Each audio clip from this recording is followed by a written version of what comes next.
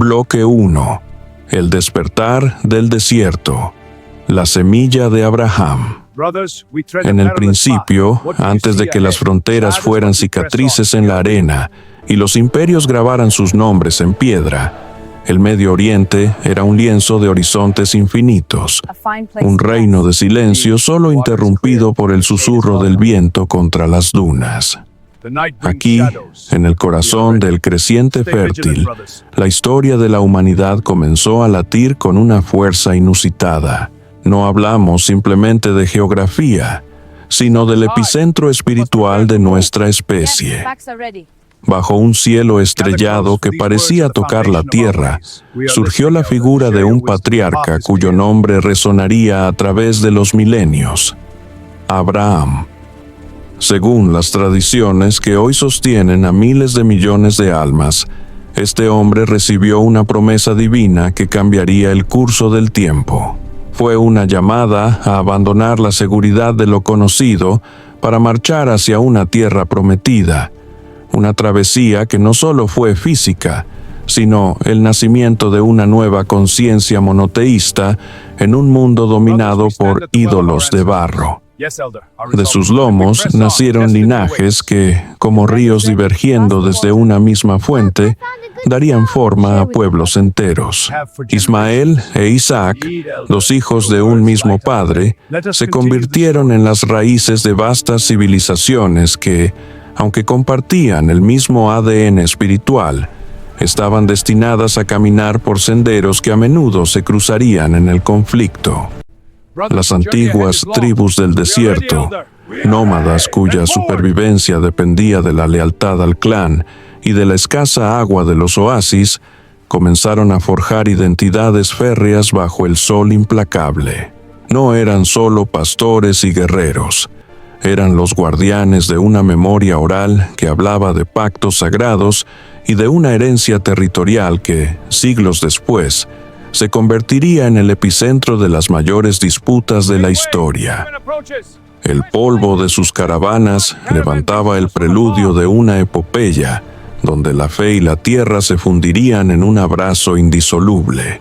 En este escenario primordial, el concepto de hogar no era una estructura fija, sino una promesa divina grabada en el alma de un pueblo errante que buscaba su lugar bajo el sol de Canaán.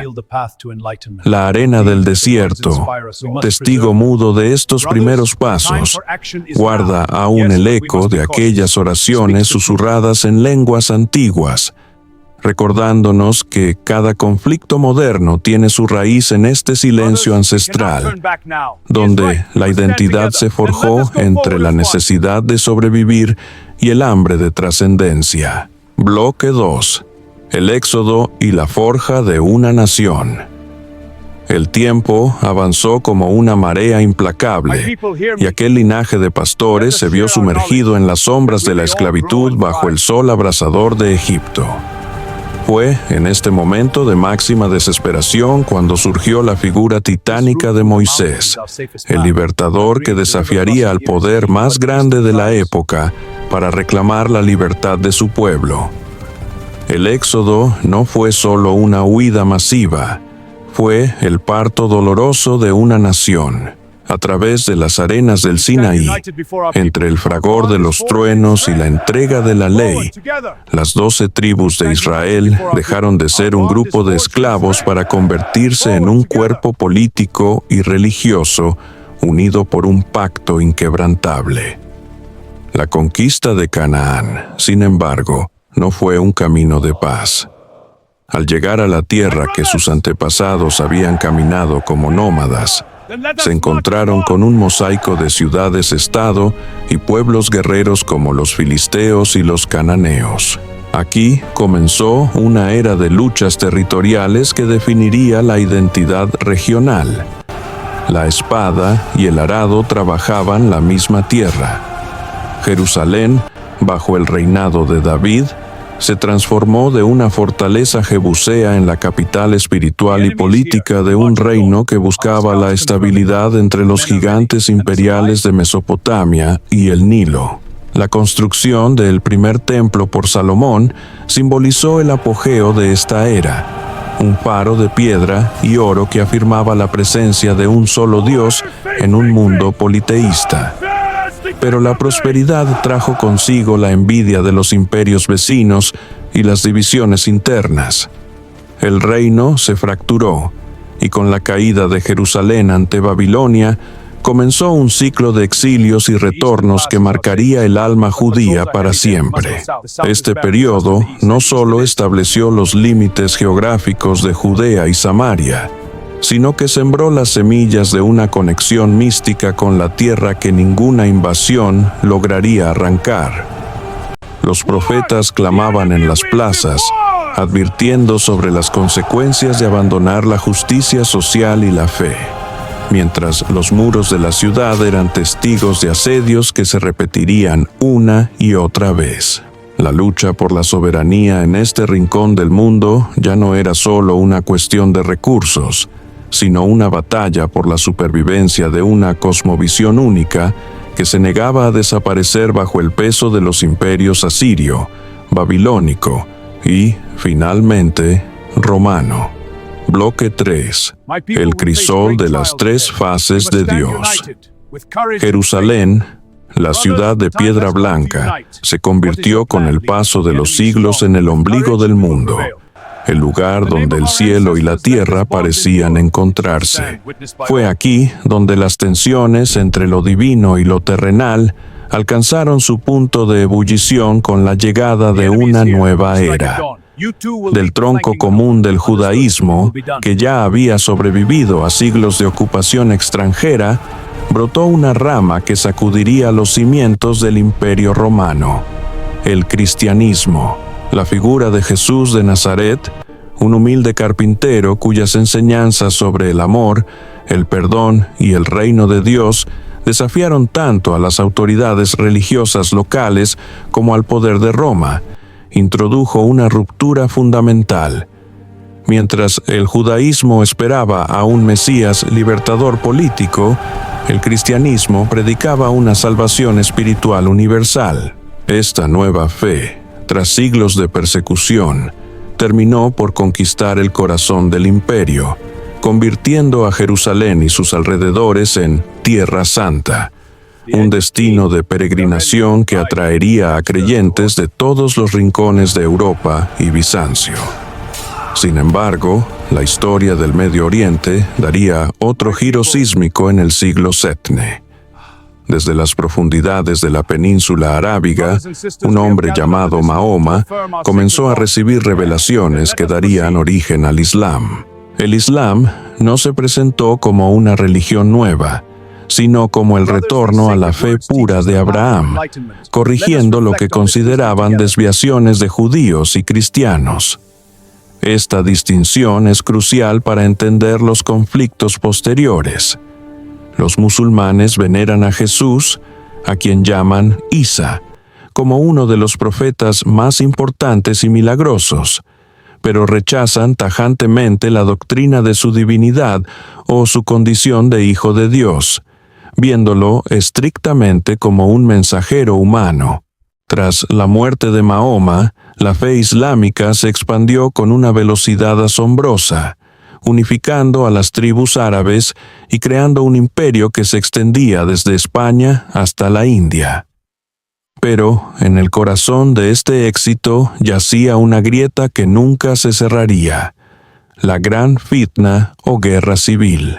La disputa por quién debía ser el legítimo sucesor del profeta dividió a la comunidad en dos ramas principales: los sunitas, que defendían la elección del líder por consenso entre los compañeros de Mahoma, y los chiitas, que sostenían que el liderazgo debía permanecer en el linaje de su familia, específicamente en su yerno Alí. Esta división, nacida de una lucha de poder sucesoria, se cargaría con el tiempo de matices teológicos y rituales, convirtiéndose en el motor de tensiones geopolíticas que aún hoy, 14 siglos después, definen las alianzas y rivalidades en el Golfo Pérsico y más allá. Bloque 4. La sombra del radicalismo y el peso de la modernidad. Al adentrarnos en la era moderna, el tapiz del Medio Oriente se volvió aún más intrincado y doloroso. Tras el colapso del Imperio Otomano y el reparto colonial que trazó fronteras artificiales, la región se convirtió en un campo de batalla de ideologías.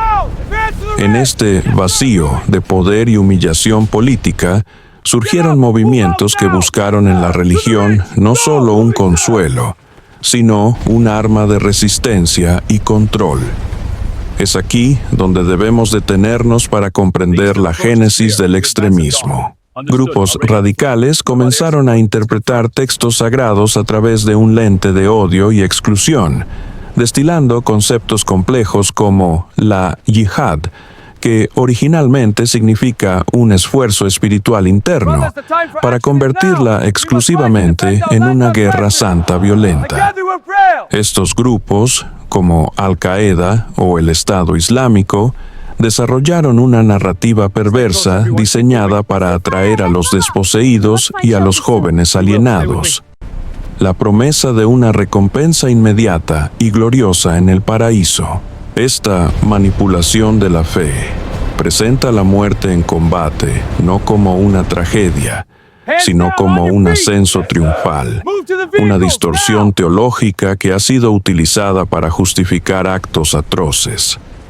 Es imperativo aclarar que estas interpretaciones son rechazadas por la inmensa mayoría de los 1.800 millones de musulmanes en el mundo, quienes ven en su fe una guía de paz, caridad y sumisión a la voluntad divina.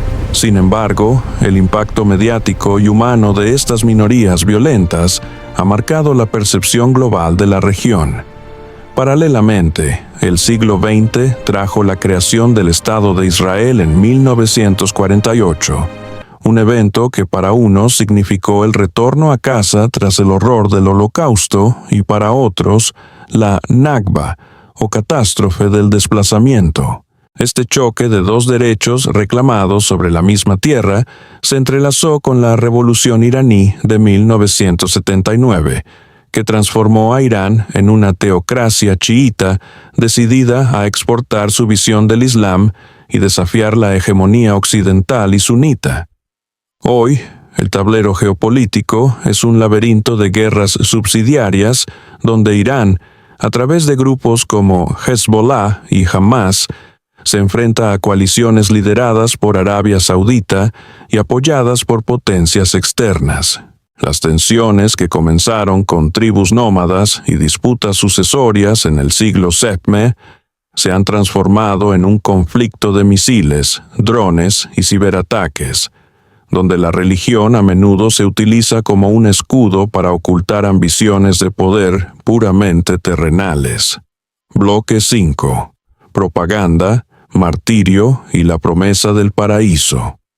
En el crepúsculo de la modernidad, una sombra nueva y distorsionada se proyectó sobre las arenas del Medio Oriente.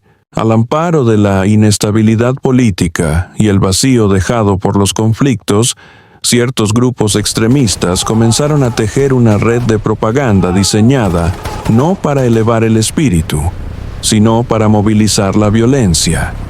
Utilizando las herramientas del siglo XXI, desde redes sociales cifradas hasta producciones audiovisuales de alta calidad, estos movimientos se apropiaron de un lenguaje sagrado para convertirlo en una herramienta de reclutamiento masivo. La manipulación se centra en una interpretación radical y unidimensional de conceptos teológicos profundos, transformando la devoción personal en una militancia ciega.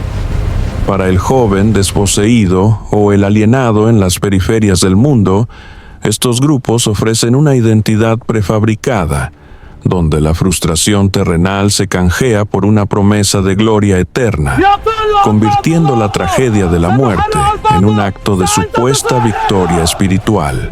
El núcleo de esta narrativa es la exaltación del martirio, una construcción donde el final de la vida en el campo de batalla se presenta como el umbral de una recompensa inmediata y sensorial. Los reclutadores pintan cuadros vívidos de un paraíso que, lejos de ser un estado de paz mística, se describe como un reino de deleites físicos inagotables. Hablan de ríos donde fluyen leche y miel, de jardines de frescura eterna y de la compañía de las huríes, seres de pureza celestial destinados a recompensar al combatiente. Esta visión, cargada de un simbolismo literal extremo, actúa como un potente anestésico contra el miedo a la muerte. Al presentar el conflicto como una lucha cósmica entre el bien y el mal, la propaganda radical deshumaniza al adversario y santifica el sacrificio propio, prometiendo que el último aliento en la tierra será el primero en un Edén de opulencia espiritual y física, que compensará todas las penurias de la existencia mundana. Sin embargo, es fundamental que la lente de la historia enfoque la realidad con claridad.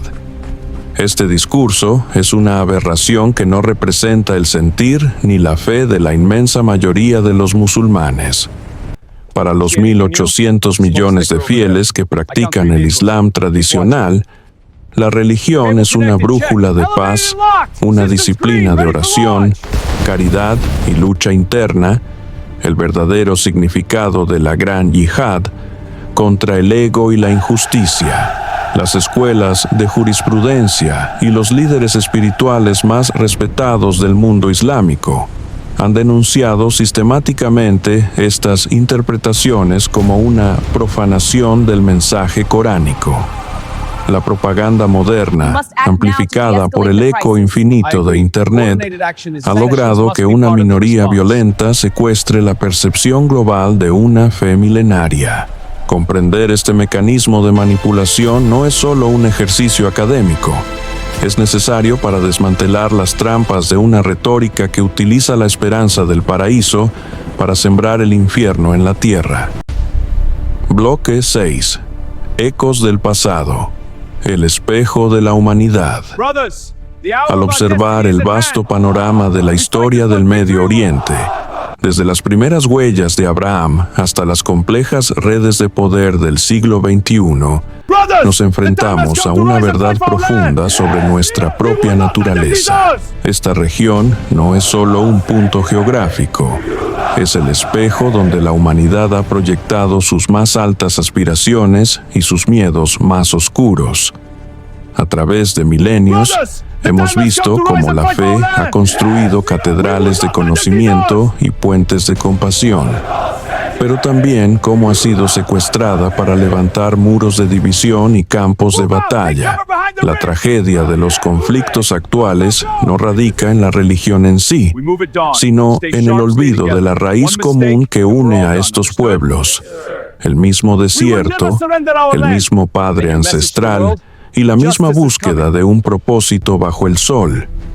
La resiliencia de los hombres y mujeres que habitan estas tierras es un testimonio de la capacidad humana para renacer entre las cenizas. A pesar de los siglos de asedios, cruzadas, invasiones mongolas, colonialismo y guerras modernas, la cultura del Medio Oriente sigue latiendo con una vitalidad que se niega a extinguirse. Jerusalén, Bagdad, Teherán y Tel Aviv no son solo nombres en los periódicos, son palimpsestos donde cada generación escribe su historia sobre la anterior, intentando encontrar un equilibrio entre la memoria del trauma y la esperanza de la paz. El futuro de esta región, y quizás del mundo, depende de nuestra capacidad para mirar más allá de las narrativas de odio y reconocer que las fronteras que nos separan son mucho más frágiles que el suelo que todos pisamos. La historia no es un destino ineludible, sino una lección que se reescribe con cada decisión que tomamos. Mientras el sol se oculta tras las colinas de Judea y las dunas de Arabia, los ecos del pasado nos susurran que, al final, todos somos viajeros en el mismo desierto, buscando el mismo oasis de justicia y entendimiento. La memoria es nuestra herramienta más poderosa.